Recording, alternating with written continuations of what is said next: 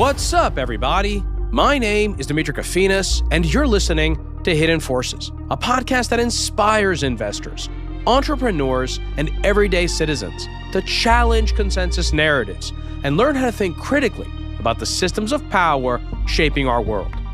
My guests in this episode of Hidden Forces are Andrea Kendall-Taylor and Michael Kofman. Andrea is a senior fellow and the director of the Transatlantic Security Program at the Center for a New American Security, where she specializes in Russian foreign and domestic policy, authoritarianism, and European security. Michael is a senior research scientist at the Center for Naval Analyses and a fellow at the Wilson Center, where he focuses on the Russian armed forces, military analyses, security issues, and strategy. I asked them both on the podcast today to discuss the ongoing negotiations between the United States and Russia over ending the Ukraine war and their implications for the future of Europe and European security, U.S. China relations, global commerce, and the forging of a new world order informed by realpolitik, economic reciprocity, and a much more transactional approach to American foreign policy. Between the first and second hour, Andrea, Michael, and I discussed the specifics of the ongoing peace negotiations in Riyadh, including the key factions involved in these negotiations, the critical objectives of both parties, mutual red lines, and whether these talks are about something much larger than just ending the Ukraine war and possibly represent the first in a series of agreements meant to reset the global order and American foreign policy for the 21st century. We also discuss U.S., Russian, and Chinese nuclear doctrines, the future of America's alliance structures, European defense spending, and much more. If you want access to all of today's conversation and you're not already subscribed to Hidden Forces, you can join our premium feed and listen to the second hour of today's episode by going to hiddenforces.io/subscribe. All of our content tiers give you access to our premium feed, which you can listen to on your mobile device using your favorite podcast app, just like you're listening to this episode right now. If you want to join in on the conversation and become a member of the Hidden Forces Genius community, which includes Q&A calls with guests, access to special research and analysis, in-person events, and dinners, you can also do that on our subscriber page. And if you still have questions, feel free to send an email to info@hiddenforces.io, and I or someone from our team will get right back to you. And with that, please enjoy this incredibly timely and illuminating conversation with my guests, Andrea Kendall-Taylor and Michael Kofman. Andrea Kendall-Taylor and Michael Kofman, welcome to Hidden Forces. It's great to be here. Thanks for having us. It's great having both of you guys. So Michael and I had a chance to catch up real quick before you joined. Andrea was saying that I've been following his work since the onset of the Ukraine war, and he did a number of podcasts back then with Dmitry Alperovich, who's been on the podcast a number of times, including once right before the war.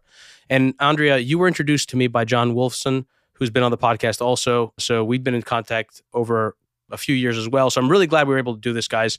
And what prompted this conversation is an article you guys published not long ago in Foreign Affairs magazine about Putin. And we're going to have a chance to talk about that because of the ongoing negotiations. But before we sort of talk about any of this stuff, I'd love to learn a little bit more about each of you. Why don't we start with you, Andrea? What's your background and what's your focus in American foreign policy? Yeah. So my background, I spent about 10 years in the U.S. intelligence community. Most of that time was at CIA, but the last 3 years I was at the National Intelligence Council, where I was the Deputy National Intelligence Officer for Russia and Eurasia. And then I left the intelligence community in 2018 to come here to the Center for New American Security, where I direct the Transatlantic Security Program. So we're following all things Russia, but also European security, NATO, European politics. Yeah, so that's me in a nutshell. Excellent. What about you, Michael? I worked in defense analysis and defense research in different roles. Worked at National Defense University, directed the Russian Mil Analysis team at the Center for Naval Analysis, Modern War Institute, West Point. Now a senior fellow at Carnegie, but I've had a couple of fellowships, including at a Center for New American Security, where Andrea is. And probably spent the better part of my life doing defense research and applied defense research in different roles. And you are Ukrainian, right? Yeah, I'm from Ukraine originally. I moved to the United States in the early 90s at the very tail end of the Soviet Union. But I would say that personally and professionally, my formative years have all been spent in the United States. Has it been difficult at all that this war took place in your home country? Like, how has that impacted your ability to sort of view the subject objectively and not get too wrapped up in it emotionally? Yeah, I think it's challenging. I think it's particularly harder at first. As a military analyst, you get inured to war. That's kind of your profession and what you spend most of your time looking at. But it was struggle early on, mostly because I know a lot of places and they're familiar to you, and you have a degree of sentiment and personal attachment to them. I still do, but at the end of the day, job one is to try to stay objective and to kind of give the best analysis and advice you can, especially to folks here in the United States, right? I spent quite a bit of time in Ukraine. People who follow my work, I think, know that I go there about every 3.5 months or so. And I've gotten to know a lot of people there, right? So I'm friends with a lot of these folks who are fighting, a lot of people in various branches of Ukrainian security services. So there is a degree of personal sentiment and attachment, but I try to do my best to not have it bleed, over my work. Yeah, I was shocked to learn that you were Ukrainian because I was so impressed at how sober your analysis was during those early months. So as we're recording this today, U.S. and Russian officials are meeting in Saudi Arabia in follow-up talks as part of peace negotiations to end the war in Ukraine after Russian Foreign Minister Sergei Lavrov and Secretary of State Marco Rubio met last week to kick off discussions. What do we know about the negotiating positions of each side? In other words, their relative strengths, critical objectives, and red lines. Andrea, why don't you go first? I think it's fair to say that the Russian position really hasn't changed since the beginning of the war. And so they still seem to be making the same maximalist demands that they did from the beginning, which is kind of the full subjugation of Ukraine. And even after the first meeting in Saudi Arabia, which I should say, talk about negotiating positions, the United States continues to kind of take things off the table. So going into those talks that week prior, you had U.S. Secretary of Defense Hegseth speaking at NATO, saying that Ukraine would not join the NATO alliance, that U.S. forces would not be responsible for maintaining peace in Ukraine as a part of any ceasefire or settlement, and that any kind of force, a European force that was operating in Ukraine, would not take place under the NATO umbrella. So the U.S. position, at least in my view, has been kind of weakening its leverage going into negotiations, taking things off the table. And I think Russia, sensing that, has only upped the ante. So in my mind, Russia is putting things on the table, increasing its demands. So, for example, after the negotiations in Saudi Arabia, you had Foreign Minister Lavrov come out and say, well, first, that Russia would not make any territorial concessions, quote unquote concessions, as part of the negotiation, nor would Russia accept any NATO countries' forces fighting in Ukraine. So they continue to put things on the negotiating table. Also exceptionally remarkable that hours after the negotiations in Saudi Arabia, Russia orchestrated another major drone attack against Kyiv. So they don't demonstrate any interest in making any concessions or any good faith gestures going into those negotiations. They continue to maintain maximal pressure on the battlefield in Ukraine. And so it is really hard for me to understand what the United States exactly thinks it's going to get out of these negotiations, other than President Trump's priority, which is ending the war. And the big concern now is that the United States is going to be willing to make major concessions just to end the war. Michael, why don't you also answer, and then I'll follow up with some questions to both of you.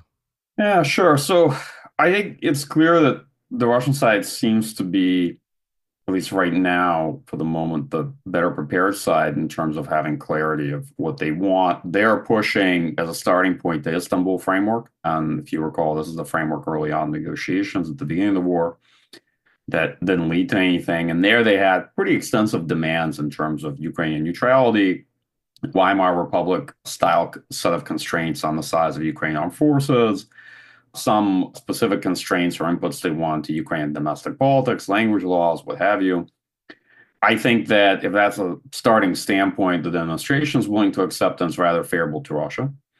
On the U.S. side of it, it's clear to me that the administration is mostly motivated by trying to find an end to the war and a ceasefire, and then trying to pursue opportunities, both to Ukraine, but perhaps now to a larger extent with Russia. There's just an early reading, right?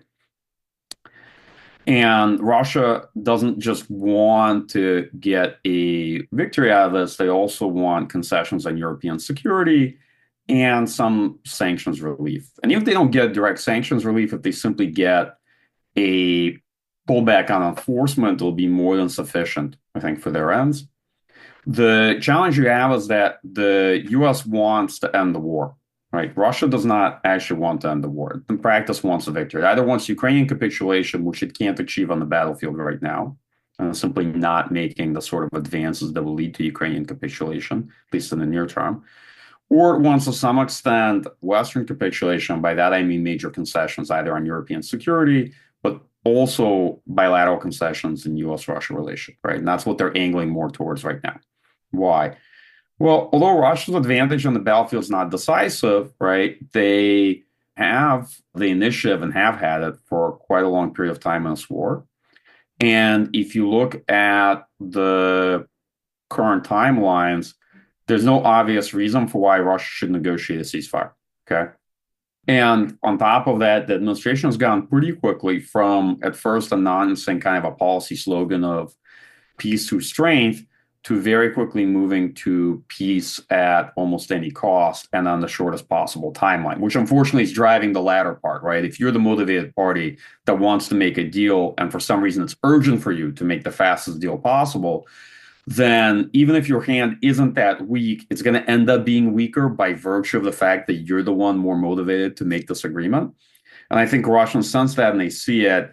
And I see some of that coming out initially in talks in Riyadh, at least by what Witikoff said, that, you know, his guideline is that Istanbul communique, right? And you sort of see the back and forth in public statements that suggest that at least right now the Russians have the advantage in the conversation. What's driving the urgency on the part of the Trump team? And then when you answer that, I'm also curious to understand, so like if what's driving the urgency is primarily politics because this is a democratic republic, fair enough. What are the equivalent factions on the Russian side that create constraints for Putin in terms of ending the war, not ending the war, and coming to a negotiated settlement?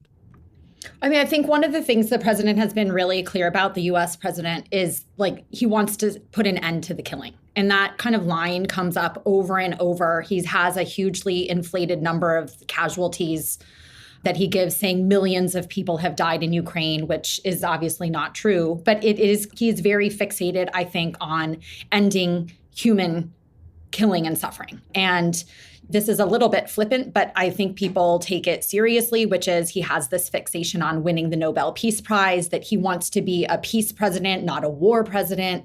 I think he's very fixated on his image as being the one who can solve this problem and bring peace to Ukraine. It was incredibly notable to me to hear how many times Rubio and Witkoff and others, Vance, have said that it's only this president who can bring peace. This is the only person in the world who can do this.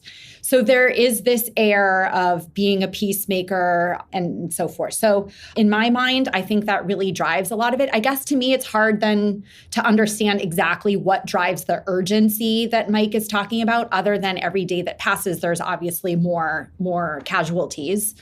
But I think the thing that this administration is not recognizing is that they don't have a good faith partner on the other side. I mean, you hear, number one, you'll hear Rubio saying everyone has to make concessions. I haven't seen anything out of Russian actions or behaviors that indicates that they are in any way prepared to make concessions.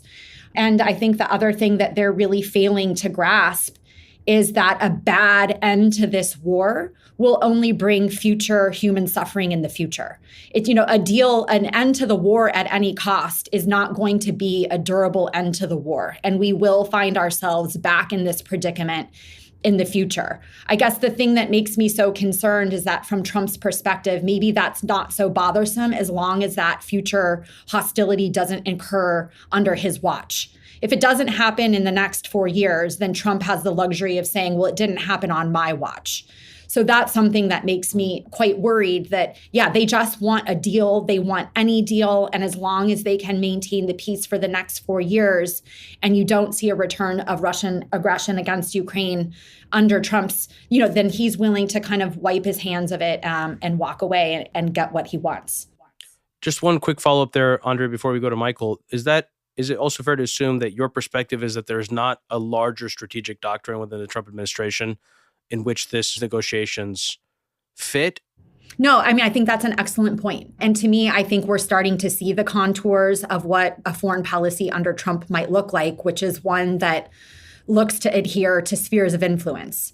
And, I think it's still early days and we don't know exactly how all of this will be resolved. But a lot of these early indications do suggest that, part of the improving relations with Russia is part of this larger move to carve up the world into three spheres of influence where Russia would have, its say over certainly its former, near abroad, but Europe more broadly. China maybe will have a say over the Indo-Pacific and Asia more broadly, while the Trump administration seems particularly fixated on North America. You'll recall that in his inaugural address, he talked a lot about the Monroe Doctrine, expanding U.S. borders. I think that explains a lot of the hostility that we're seeing targeted against Canada, these threats against Greenland and Panama.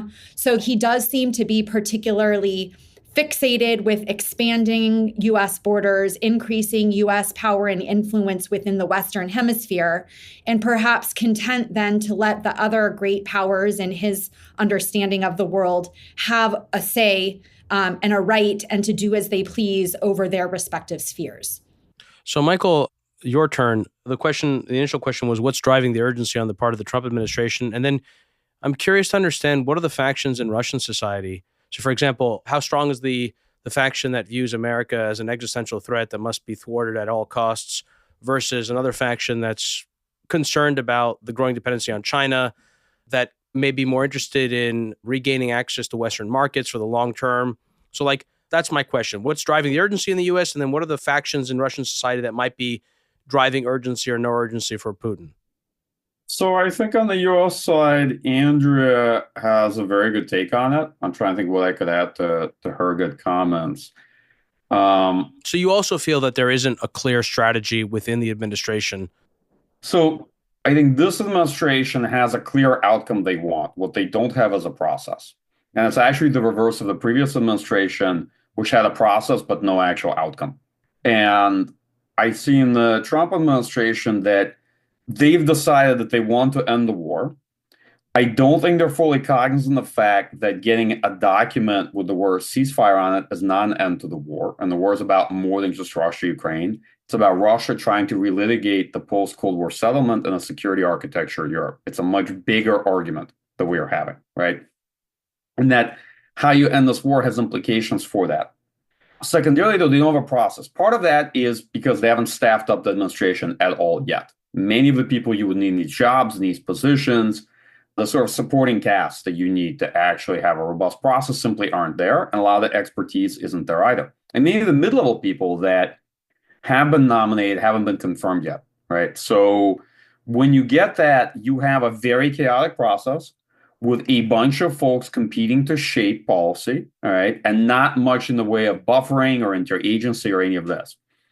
And what they also don't have clearly is a process, which is you go into negotiations, you want to have decent alignment between yourself and Ukraine, between yourself and your allies, and then go into negotiation with Russia. And they're doing it a bit backwards, right? And they're basically going to negotiation with Russia. Of course, Russians are prepared. They've been thinking about this for 3 years, right? And we're, of course, then going to be a lot less prepared. And the primary stakeholders like Ukraine and others are folks you have to engage with and align with first, because otherwise you could make a deal with Russia. You show the deal to Ukraine, they say, we don't want this deal, we'd rather fight, right? Or you make a deal where you assume that Europe will continue materially supporting Ukraine or, economically supporting Ukraine, but you haven't actually gotten that agreed. Like that's a part of the deal that Ukraine gets as a result for the concessions they make. But you haven't actually negotiated that with the parties that need to bring that to the table, right? So I'm just sort of observing it as it's been going. Yeah, part of it, I think, is also, as Andrea said, Trump has a particular view of this war. It's not an accurate view, but nonetheless, it's the view he holds. And these are the things he said during the campaign. These are the things he said after he got elected. And I don't know why people are surprised that he's doing them. This is sort of almost a bit of a puzzling question. that folks are surprised by the fact that he's literally trying to do some of the things he said he was going to do. I think more they're surprised by how he and the administration are approaching them, because the initial statements by Mike Waltz, by Kellogg, seem to confer a more traditional establishment approach. And very quickly, that seems to have gone by the wayside, right? And now you basically understand that what you're observing is a principal agent problem in politics. And it's very clear that a lot of these folks, at least right now, are more agents, and that the policy comes from the principal, and there's fundamentally one principle. Mm. And I do want to get your answer to the second part of this question, but I wonder if there's a sort of coordination problem in this administration, because it's not clear for the people further down the ladder. It's not necessarily clear what the president wants, because the way Trump communicates and negotiates is often to contradict himself. Is that sort of an operational problem in this administration? Yeah, and it was on the last one where folks basically say things and then they look over their shoulder to see if what they're saying is the actual policy. I think that's why you get to see this veering back and forth from some of the senior appointed officials, because they say something and then they're not fully sure if what they said is the policy they actually represent, because they're sort of checking to see if that's what it is, and then they might end up going back on what they said. I saw that with Hegseth, for example, about a week ago, where first he laid out the clear no's of what we won't do that Andrea enumerated. And then the next day he came out and said, well, okay, maybe these aren't hard no. Maybe we would do some of these things. I mean, he didn't say it that way, but he seemed to be trying to walk back what he said the day before.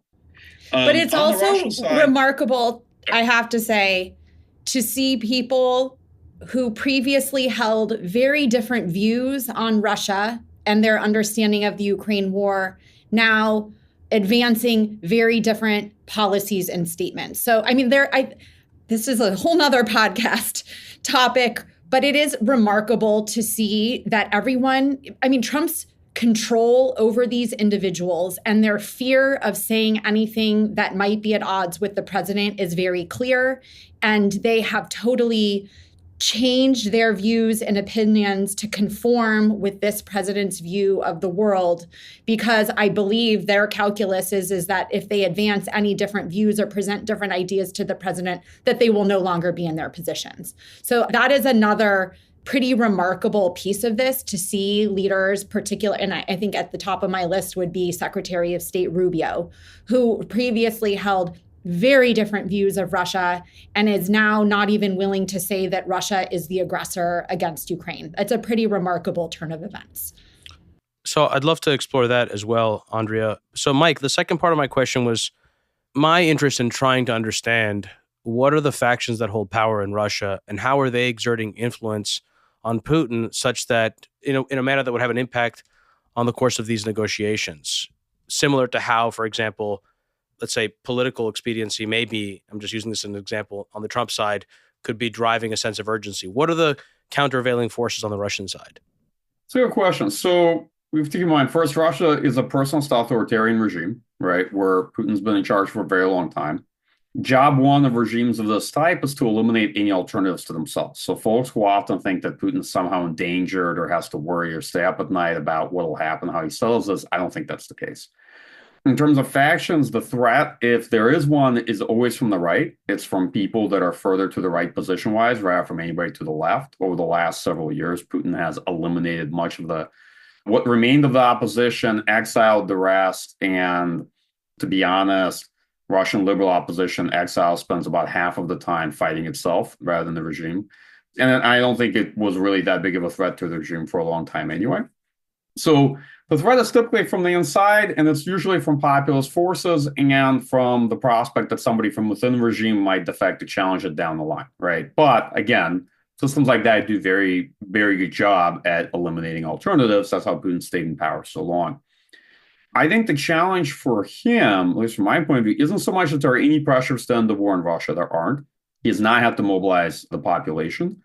The economy is a somewhat mobilized economy if you look at defense industrial production, but it's not really a wartime economy. If you look at Russian defense spending, nominally it's 6.3% of GDP.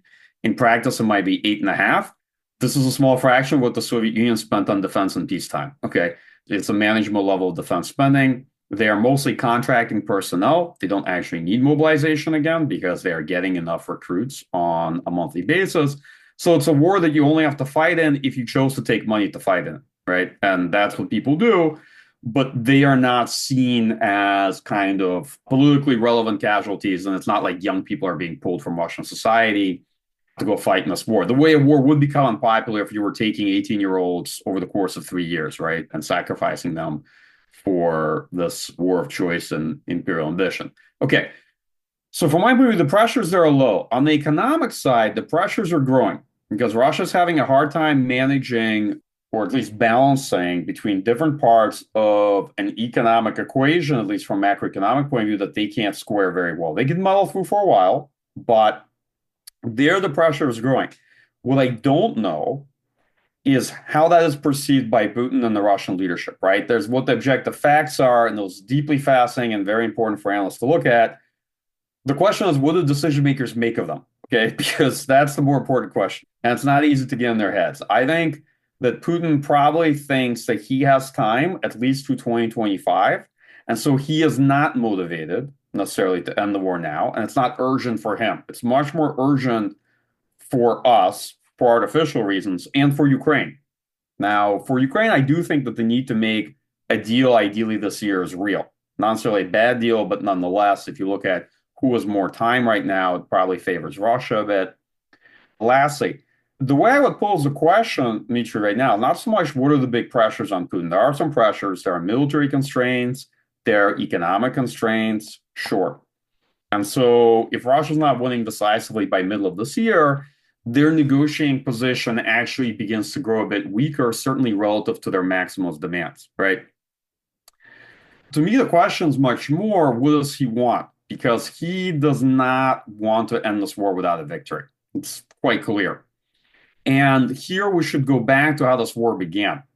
You know, he could have made a deal back in winter 2021, 2022. If you recall the two ultimatums that he issued, folks were willing to negotiate it. He could have pocketed a deal, but he wanted the war. He wanted the invasion. He had maximalist ambitions, and he generally wanted the war. The negotiations were not real. They were there to stall time, to stall for time, and to deflect blame for the outbreak of the war, but the Russians weren't serious about it. Okay, we have to ask the same question about current negotiations. Are they real? Yes, I think they are. Is Putin going to agree to end the war in a ceasefire? Probably not. He still has fairly maximalist aims in Ukraine. Is he going to agree to a ceasefire without major concessions, without something that looks like a victory for him? I also don't think that's the case because he doesn't want one and he doesn't need one right now. And it's more about the fact of what he wants and less about the fact of what are kind of the internal pressures, even if he has some. Andrea might disagree, but I'd be interested in hearing her take too. I want to give her a chance. Just quick, two questions. One is just a fact check. Do we have a confident number for the number of people that have been killed in the last 3 years in Russia as a result of their military actions in Ukraine and people injury count? On the Russian side, there's various estimates that are out in public. Usually they're official estimates from either governments that just give you the top line, and then there's pretty good counts by BBC, Media Zona, what have you. It depends what you're looking for in casualties. I will be frank, most people don't understand how casualties are counted or different casualty categories. So they're usually asking about a set of numbers where they themselves don't know what the question is that they're asking. And the way I would put it, what matters is killed in action, missing in action, and those who are seriously injured that you would group together as unrecoverable casualties, okay? If you include total casualties, that is everyone wounded, you will get a very expanded number that's not really meaningful because most people return to combat duty or a job afterwards. So you could count that as casualties, but it's not very useful as a figure.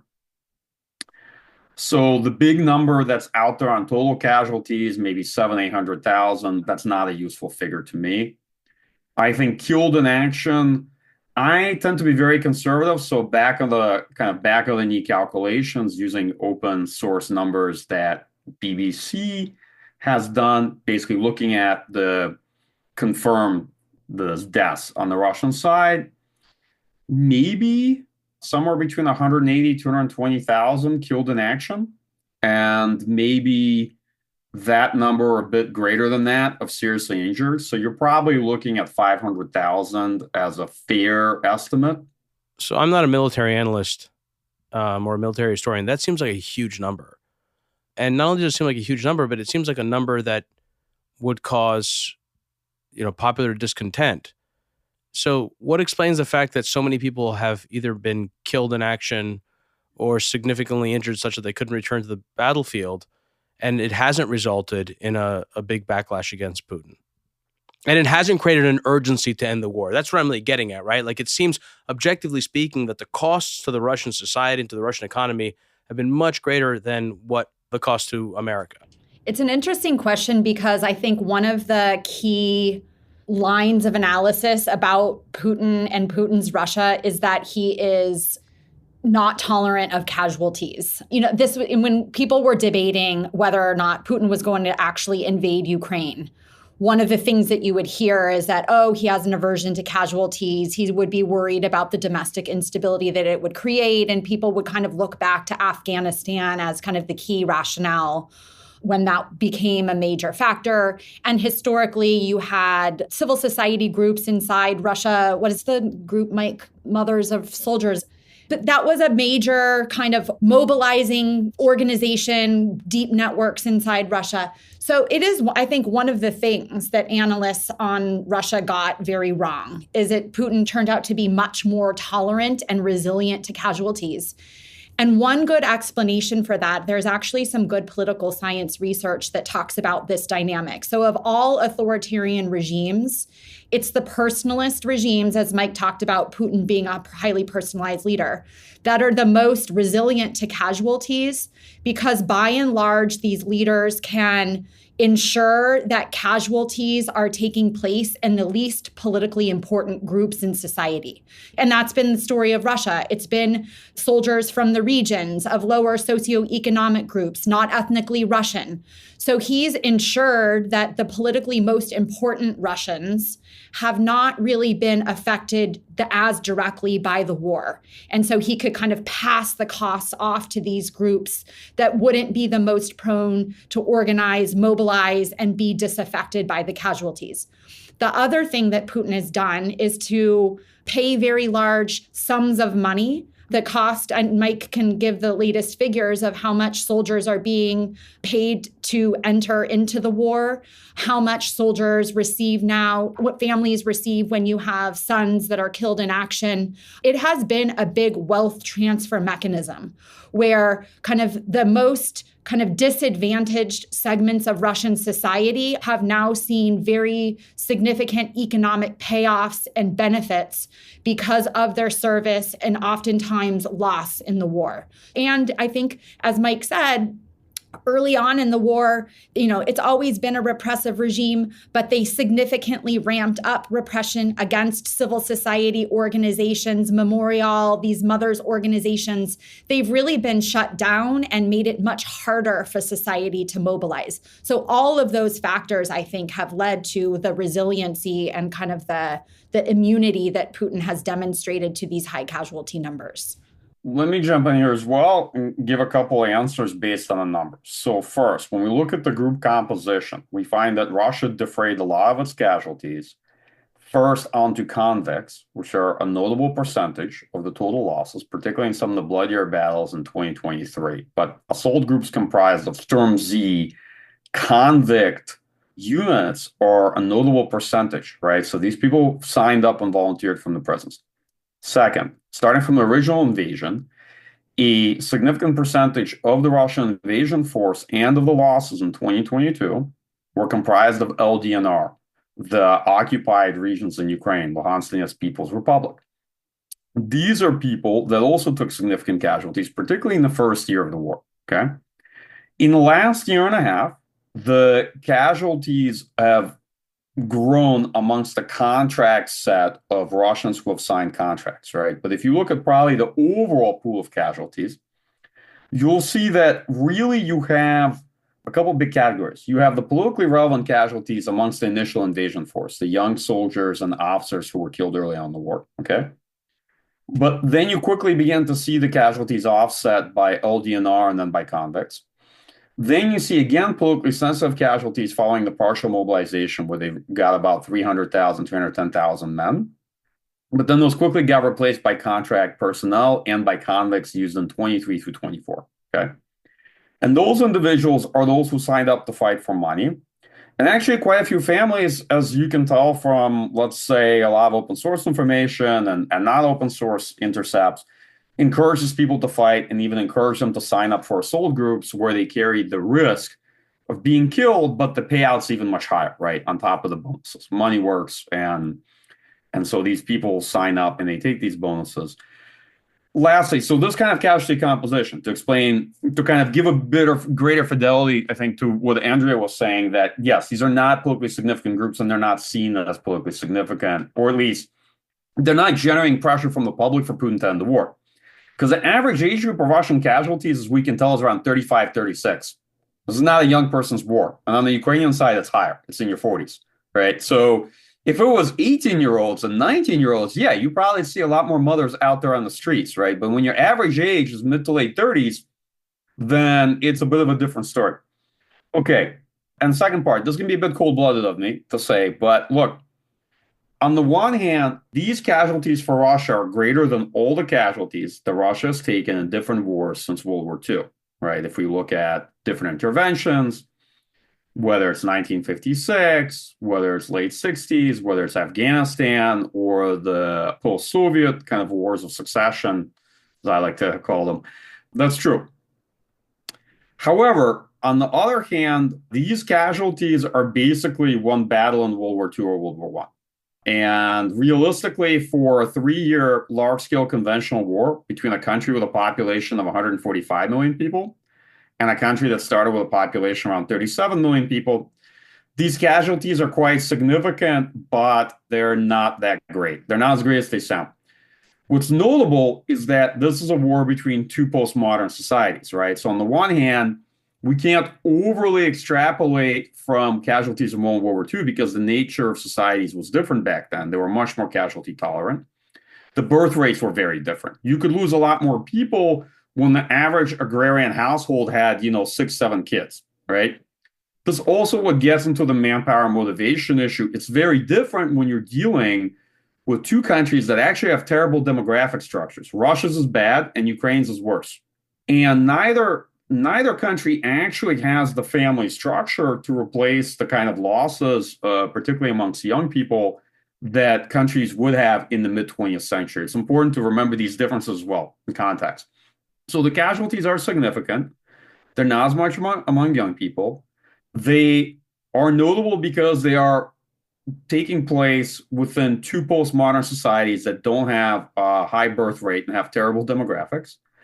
But on the other hand, they're also not that great when you look at the overall population size, the scale of the war, and the duration of the war, right? Where you would have had this been potentially one campaign in World War I would have yielded this total casualty set, right? So I debate this with myself. I'm just giving you a way to think about it. I'm sorry, it's not a very easy and simple and short answer. No, it's great. Actually, I'm not as immersed in this in foreign policy and IR as you guys, but I actually haven't heard this really debated anywhere, at least readily accessible for me. So it was actually useful. So let's take a step back here. We've been talking entirely about the war in Ukraine, the effect that it's had on Russia and Ukraine, and to some degree, we've talked about U.S. constraints in the peace talks. Let's zoom out a little bit here because I want to play devil's advocate at some point. But I want to start with the question of why these talks are being held in Riyadh. So, here are the things that I know, right? The 3 largest oil producers in the world, U.S., Russia, Saudi Arabia. Saudi Arabia also a critical player in the Middle East and a critical player for any kind of peace plan between Israel and Gaza, its occupation of Gaza, and the larger proxy war with Iran. And also, Saudi Arabia has good relations with both the U.S. and China. What explains the choice of venue here? I can take a first stab. I mean, if you look over the last several decades of U.S.-Russia talks, historically, you would pick, neutral cities in Europe, thinking Helsinki or Stockholm. Budapest seems like an obvious choice here, no? Because it's got the right-wing vibes. But my point was that at least with Helsinki and Stockholm is, well, surprise, they're now NATO members. So The number of cities where the United States and Russia have historically met that set is shrinking rapidly. Budapest, I don't know. I mean, Orban has not played any meaningful role in any of this conflict. Earlier on, as Mike talked about, Turkey has played an important role. So I actually don't know any of the backstory about why they didn't end up back in Istanbul. I'm not certain.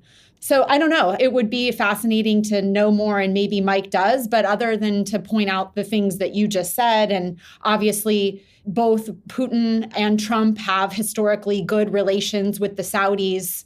But the main criteria has always been that it would have to be someplace neutral.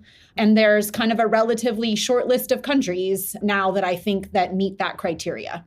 Yeah, makes sense. It's the intersection of the Venn diagram between countries with which both U.S. and Russia have relatively friendly relations, countries that would be seen as neutral, and most importantly, countries that would be willing to do it.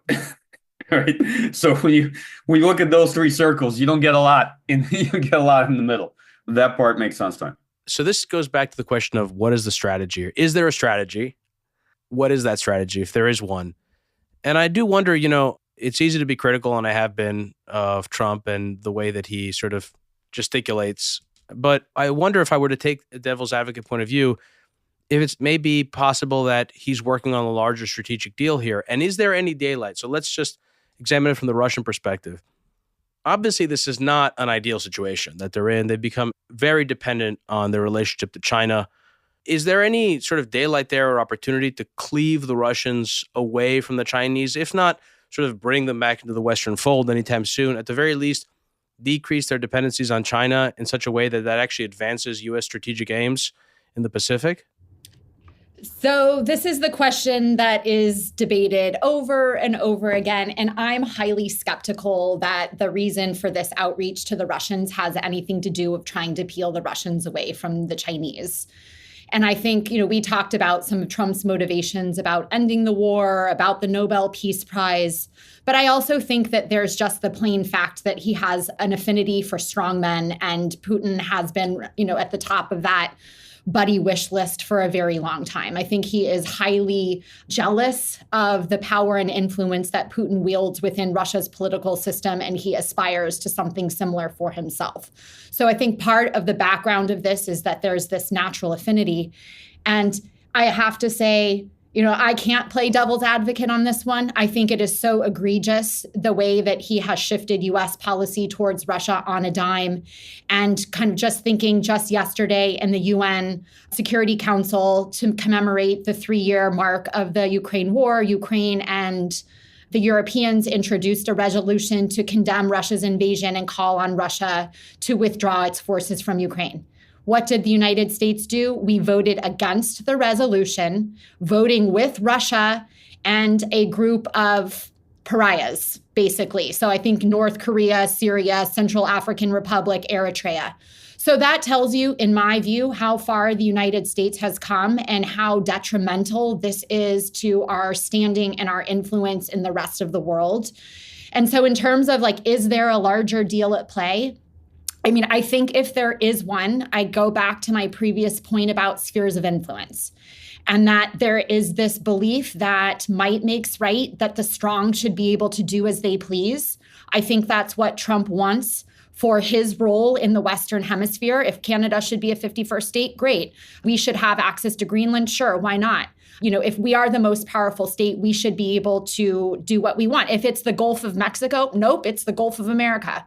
So I think that's his vision of the world, is that the strong should do as they please. And so by that logic, I think he looks at Putin's invasion of Ukraine as kind of fitting and being consistent with his view of the way that he views the world. So I guess I am highly skeptical that this was, some grand plan of trying to peel the Russians away. I know people are talking about that and debating it, but I'm highly skeptical that there was even that much kind of logic or strategy at play.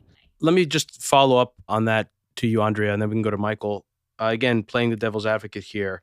It does seem to me, though, that as much as Trump may have an affinity for other strong men, he also wants to be the strongest. He wants to be the winner.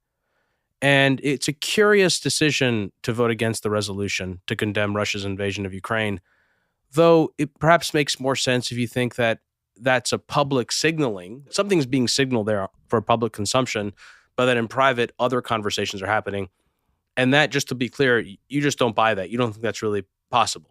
I mean, the likely. explanation we heard from Rubio was that we didn't want to antagonize the Russians. I mean, come on. Well, that's the public. Yeah, I don't know. But I mean, I don't know how to look at that any other way than to say that Trump wants a deal so badly, the desperation and the desire to kind of get along with the Russians to try to work out a deal at any cost. I mean, it is just selling out to the Russians. And I think the thing that is so, I don't understand their change in position. We used to talk about strength, peace through strength. And that seems to be out the window. And instead, it's concession after concession, this disgraceful voting at the UN Security Council. I don't understand the logic. I don't understand how they think that they're going to strike any durable peace with the Russians when we are basically kowtowing and conceding major issues before we even enter into negotiations.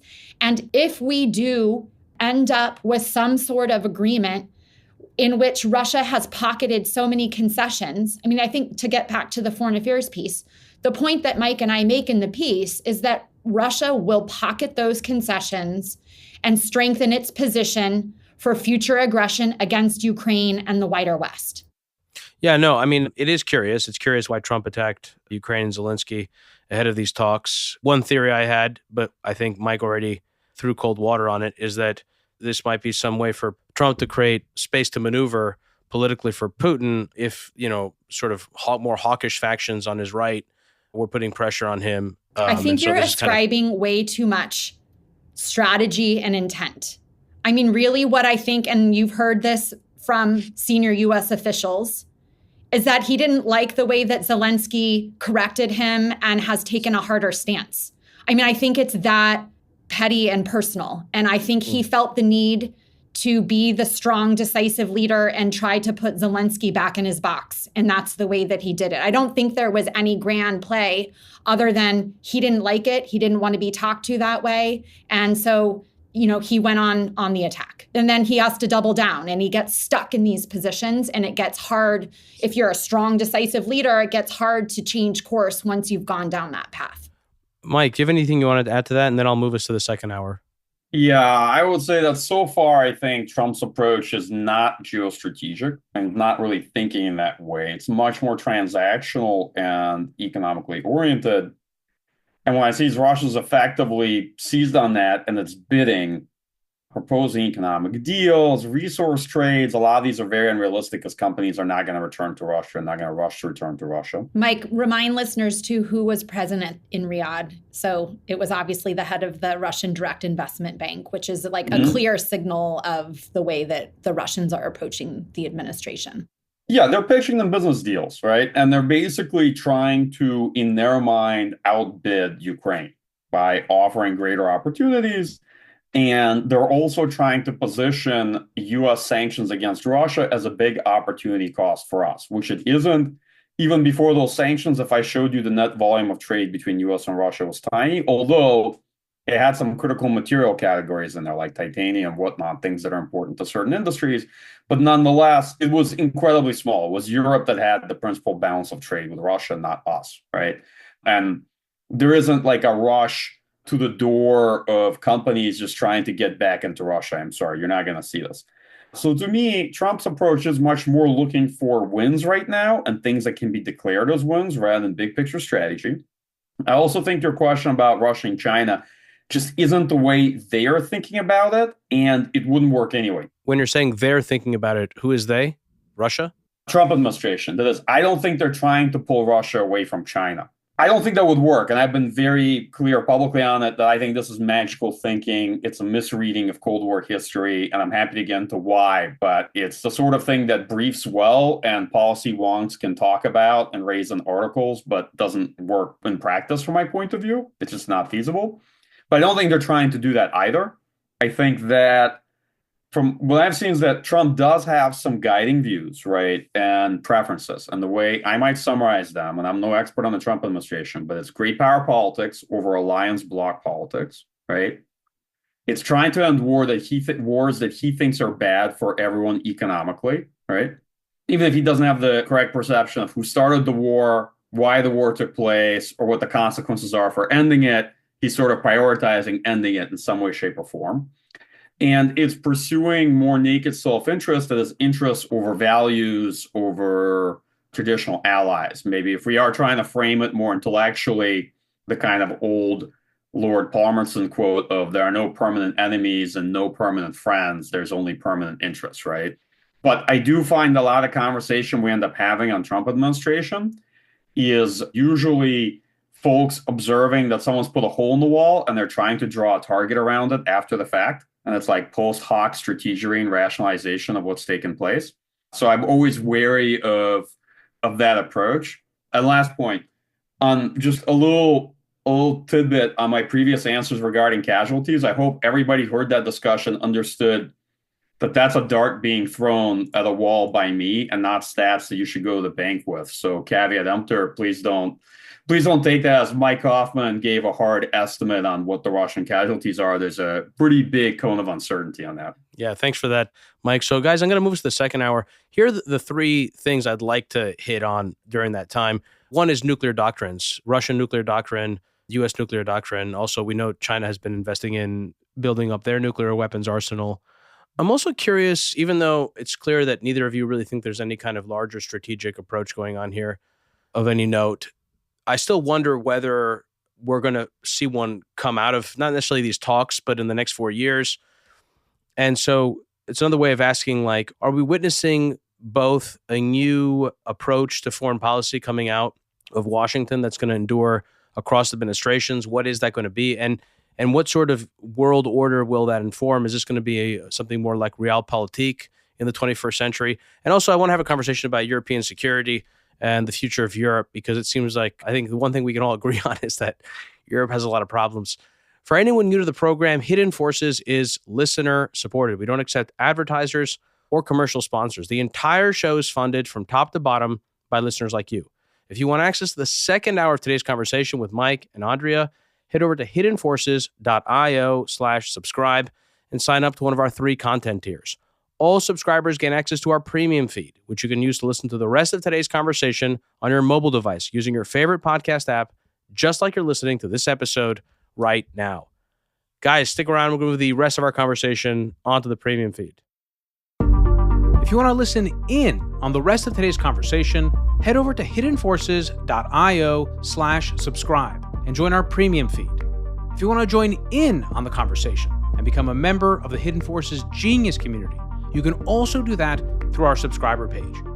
Today's episode was produced by me and edited by Stylianos Nicolaou. For more episodes, you can check out our website at hiddenforces.io. You can follow me on Twitter at Kofinas, and you can email me at info@hiddenforces.io. As always, thanks for listening. We'll see you next time.